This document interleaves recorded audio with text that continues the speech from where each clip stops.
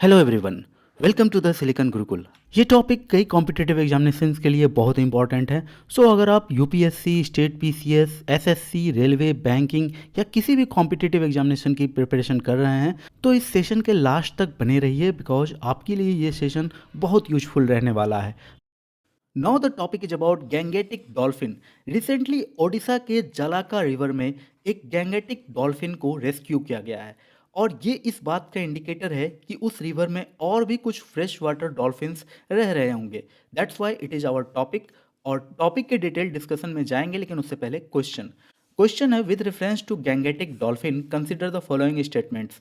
First statement is it can only live in fresh water, and the second statement, it is essentially blind and they hunt by emitting ultrasonic sounds. और तीसरा statement है, it is found only in India. So how many of the statements in the given are correct? 4 options are given. Right answer आपको मिलेगा topic के detail discussion में। Now some facts about Gangetic dolphin.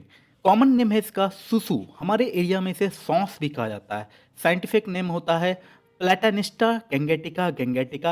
इसका population अब तक estimate हुआ है 1800, about 1200 to 1800, लेकिन इसका ओवरऑल पॉपुलेशन अभी तक ठीक से सर्वे नहीं किया गया है। माना जाता है कि इनका हैबिटेट गंगा, ब्रह्मपुत्रा, मेघना, कर्णफुली, सांगू रिवर में होता है in Nepal, India and Bangladesh.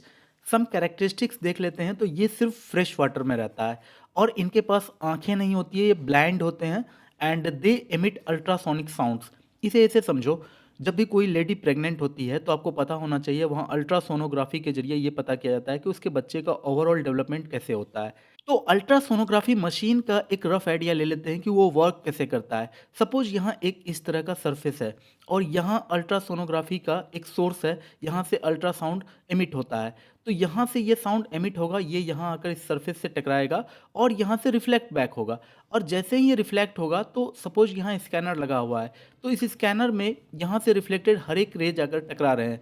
यहाँ रे कहना गलत होगा, ये अल्ट्रासोनिक साउंड जाकर यहाँ टकरा रहे हैं।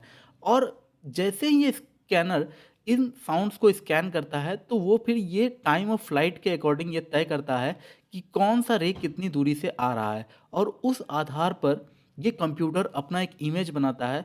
और कंप्यूटर में जो इमेज बनता है वो बिल्कुल उसी तरह का इमेज बन जाता है जिस तरह का ये ऑब्जेक्ट था जिस पर ये अल्ट्रासाउंड को पेनिट्रेट किया गया था। तो कुछ उसी तरह का मैकेनिज्म से ये डॉल्फिन किसी भी प्रे को या फिर किसी भी अपने जो भी इनका फूड है या जो भी इनको डेंजर है उसको जो ये रियलाइज करती है वो अल्ट्रासोनिक साउंड्स के ही जरिए करती है।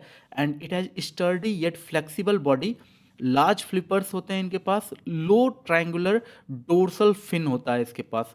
और जो भी इनके बच्चे होते हैं, काल्व्स होते हैं, वो जब जन्म लेते हैं तो वो चॉकलेट ब्राउन होते हैं, लेकिन धीरे धीरे वो जैसे जैसे बड़े होते हैं तो ये ग्रे ब्राउन हो जाते हैं। Smooth hairless skin as adults उनका हो जाता है।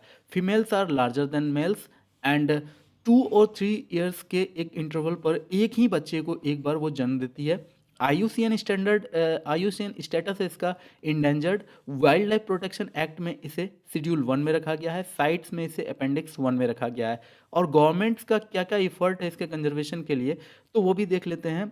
2009 में Gangetic dolphins were declared as the national aquatic animal of India, and 2023 में project Gangetic dolphin was launched by prime minister on August 15th. So these are some government's effort for the conservation of dolphin. I hope you got the right answer.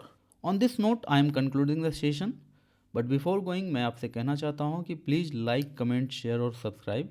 आपका कोई भी interaction हमें enormous energy provide करता है।